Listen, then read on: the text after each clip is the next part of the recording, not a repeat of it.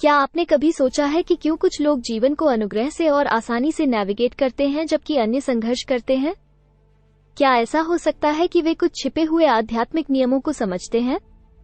आध्यात्मिक नियमों की अनदेखी दुनिया की हमारी खोज में आपका स्वागत है। ये सिद्धांत या सत्य हैं जो ब्रह्मांड को नियंत्रित करते हैं, अक्सर हमारे जीवन की पृष्ठभूमि में चुपचाप काम करते हैं। गुरुत्वाकर्षण की तरह वे हमें प्रभावित करते हैं, चाहे हम उन्हें स्वीकार करें या नहीं। वे जीवन के खेल के नियमों की तरह हैं और उन्हें समझने से हमारी खेलने की क्षमता में काफी वृद्धि हो सकती है।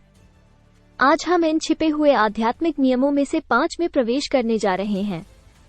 हम उनके सार को समझने की कोशिश करेंगे, वे कैसे काम करते हैं और वे हमारे अनुभवों को सूक्ष्म रूप से कैसे आकार दे सकते हैं। आकर्षण के नियम से लेकर परमेश्वर के मुआवजे के कानून तक, ये कानून एक ज्यादा परिपूर्ण, आध्यात्मिक रूप से अभ्यस्त जीवन को खोलने की कुंजी रख सकते हैं। आइए इन छिपे हुए आध्यात्मिक नियमों को उजागर करें और देखें कि वे आपके जीवन में कैसे खेल सकते हैं। पहला नियम आकर्षण का कानून है। इसमें कहा गया है कि पसंद पसंद को आकर्षित करता है। लोहे के बुरादे में खींचने वाले चुंबक का चित्र बनाइए। यह आप हैं, जिस पर आप ध्यान केंद्रित करते हैं उसे आकर्षित करते हैं। थॉमस एडिसन की कहानी पर विचार करें। उन्होंने लगातार एक व्यवहारिक बिजली प्रकाश बल्ब बनाने पर ध्यान केंद्रित किया। 1000 असफल प्रयासों के बावजूद उनके अटूट ध्यान ने अंततः सफलता को आकर्षित किया। उन्होंने असफलता को आकर्षित नहीं किया, बल्कि सफलता के मार्ग को आकर्षित किया। याद रखें, आप जिस पर ध्यान केंद्रित करते हैं वो बढ़ता है। यह आकर्षण के कानून की शक्ति है। अगला जानबूझकर सृजन का नियम है। ये कानून हमें बताता है कि हम जो सोचते हैं और महसूस करते हैं वो हमारी वास्तविकता को आकार देता है। एक चित्रकार की कल्पना करो। उनका कैनवास उनका जीवन और उनका ब्रश उनके विचार और भावनाएं हैं। प्रत्येक स्ट्रोक, प्रत्येक विचार, प्रत्येक भावना जानबूझकर चुनी गई उनकी वास्तविकता की एक अनूठी तस्वीर चित्रित करती है। उन्होंने एक खाली कैनवास को संयोग से नहीं, बल्कि जानबूझकर निर्माण द्वारा एक उत्कृष्ट कृति में बदल दिया।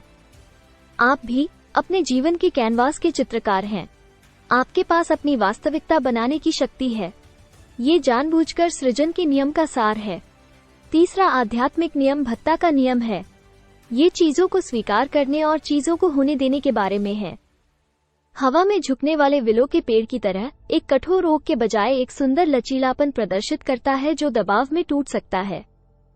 जब जेन, एक समर्पित उद्यमी को स्थिति का विरोध करने के बजाय एक व्यावसायिक विफलता का सामना करना पड़ा, तो उसने अपनी गलतियों से सीखते हुए इसे गले लगा लिया। इस स्वीकृति ने उसके लिए बाद में एक सफल उद्यम बनाने का मार्ग प्रशस्त किया। स्वीकृति और गैर प्रतिरोध महान चीजों को जन्म दे सकते हैं। ये भत्ता का नियम है। चौथा नियम अनासक्ति का नियम है। ये कानून हमें हमारी इच्छाओं के परिणाम से अलग होने के लिए प्रोत्साहित करता है। एक पतंग उड़ाने वाले पर विचार करें। वे स्ट्रिंग पर ढीली पकड़ बनाए रखते हैं, जिससे पतंग हवा में स्वतंत्र रूप से नृत्य कर सकती है। यदि वे बहुत कसकर पकड़ते हैं तो पतंग गिर जाती है। यही बात हमारी इच्छाओं पर भी लागू होती है। अपनी पकड़ को ढीला करके और ब्रह्मांड की हवाओं को हमें मार्गदर्शन करने की अनुमति देकर हम अप्रत्याशित संभावनाओं के लिए खुद को खोलते हैं। परिणाम से अलग हो जाएं और आप आश्चर्यचकित होंगे कि क्या सामने आ सकता है। यही अनासक्ति का नियम है। अंतिम कानून ईश्वरीय क्षतिपूर्ति का कानून है। यह नियम हमें आश्वस्त करता है कि ब्रह्मांड हमेशा हमारे नुकसान की भरपाई करता है। इसे चित्रित करें। एक महिला अपनी नौकरी खो देती है, एक ऐसी स्थिति जो उसके लिए प्रिय थी। जैसे जैसे सप्ताह महीनों में बदलते हैं, वो पेंटिंग के लिए एक जुनून पैदा करती है, जो अंततः एक सफल करियर में खिलती है। उसके नुकसान से एक अप्रत्याशित लाभ हुआ, ये साबित करते हुए कि ब्रह्मांड के पास तराजू को संतुलित करने का अपना अनूठा तरीका है। अपने नुकसान की भरपाई करने के लिए ब्रह्मांड की क्षमता पर भरोसा करें। यही ईश्वरीय क्षतिपूर्ति का नियम है। इसलिए हमने 5 छिपे हुए आध्यात्मिक नियमों का पता लगाया है। आकर्षण का कानून, जो हमारी गहरी इच्छाओं को चुंबकित करता है।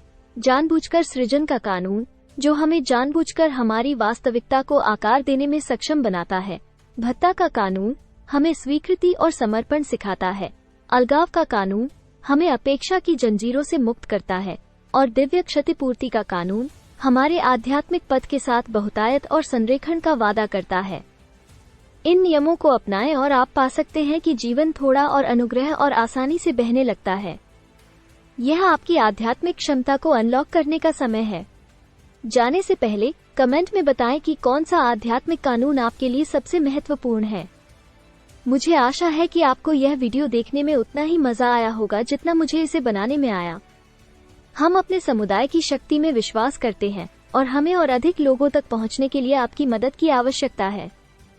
यदि यह वीडियो आपको प्रेरित करता है तो इसे अपने दोस्तों, परिवार और सहकर्मियों के साथ साझा करें।